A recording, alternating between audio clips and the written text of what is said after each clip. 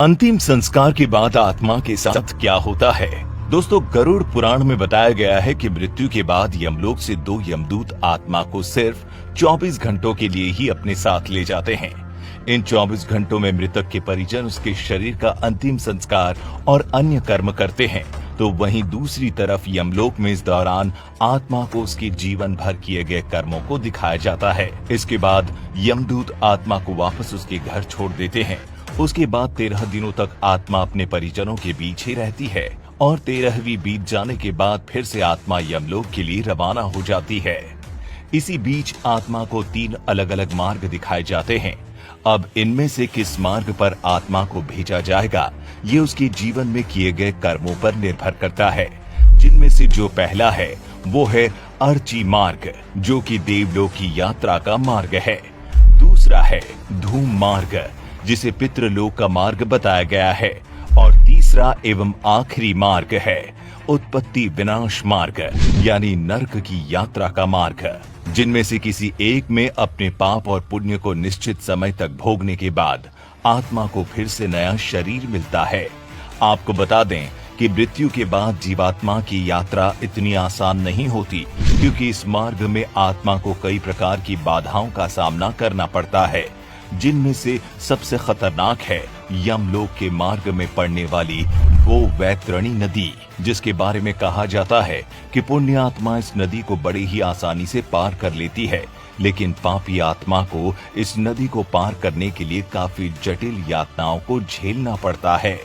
इसका आधार हम गरुड़ पुराण को भी मान सकते हैं, जिसमें बताया गया है कि एक बार जब पक्षीराज गरुड़ ने श्री हरि से पूछा कि हे प्रभु, मृत्यु लोक और यमलोक के बीच जो वैतरणी नदी मौजूद है, उसे भला एक जीवात्मा का क्या संबंध है और उसे इस नदी में कैसी सजा भुगतनी पड़ती है?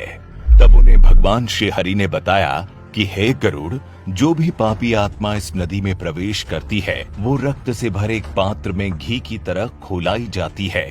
इस नदी का जल कीटाणुओं और वज्र के समान सूंड वाले जीवों से भरा रहता है, और जैसे ही कोई पापी आत्मा उस नदी में प्रवेश करती है, वो नदी अचानक से 12 सूर्य से उत्पन्न होने वाली गर्मी के समान तपने लगती है, और उस महाताप में पापी चिल्लाते हुए करुण विलाप करने लगता है। और जब महाताप उसके बर्दाश्त से बाहर चला जाता है, तब वो दुरात्मा उस भयंकर रक्त रूपी जल में डुबकी लगाने लगती है। तो आप जानते हैं कि जिन लोगों ने अपने जीवन में पाप किए होते हैं, उन्हें नरक भेजा जाता है।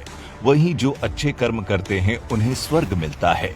यहाँ तक कि जो आत्माएं स्वर्ग की हकदार बनती है, उन्हें यमराज स्वयं अपने भवन से स्वर्ग के द्वार तक छोड़ने जाते हैं। यहाँ अप्सराएं उनका स्वागत करती है। वहीं जो लोग सिर्फ अपने बारे में सोचते हैं और जिन्होंने अपने पूरे जीवन काल में किसी दूसरे का हित नहीं किया होता, उन्हें नरक में स्थान मिलता है। बता दें कि गरुड़ पुराण में अलग अलग नरकों का जिक्र भी किया गया है, जहां मृत आत्मा को पापों की सजा मिलती है। जिसमें सबसे रोमांचक बात तो ये है कि गरुड़ पुराण में अंधात्मश्रम नरक के बारे में भी जिक्र किया गया है।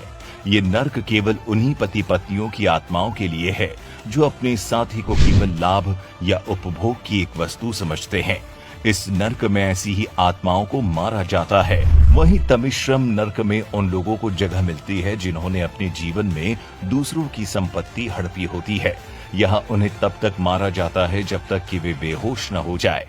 दोबारा होश में आने के बाद फिर से उन्हें इसी तरह लहूलुहान किया जाता है, और ये सिलसिला तब तक चलता है जब तक कि सजा का समय समाप्त न हो जाए। वहीं कुंभीपाकम नामक नरक में शिकारी लोगों, यानी उन लोगों की आत्माओं को लाया जाता है जो अपने शौक के लिए जानवरों की हत्या की होती है। यहाँ उनके इस कर्म की सजा में उन्हें खौलते हुए तेल में उबाला जाता है। आपको क्या लगता है, आप किस लोक के लोभी बनेंगे? नीचे कमेंट करके जरूर बताएं।